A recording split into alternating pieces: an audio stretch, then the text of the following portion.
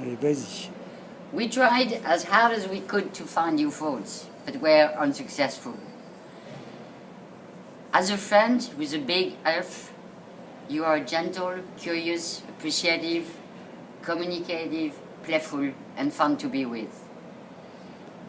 This addresses to a friend who, over the years, has become an expert in French cuisine, even though, when we first met him, you were not able to make the difference between a Carrefour pâté and a French foie gras. To a man whose curiosities never ceased, whether it be for contemporary art or longitude.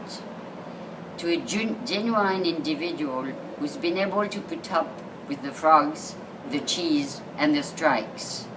To a person who is able to make you reconsider your point of view without you even noticing it. To a gentleman whose friendship has been precious over the... To a gentleman whose friendship has been precious since the first time I waited on him at La Terrace in Philadelphia. To an older brother whom I would have loved to have, says Michel. To a gentle person we both love, respect, and enjoy every time we are together. Happy birthday! Happy birthday to you, Shell.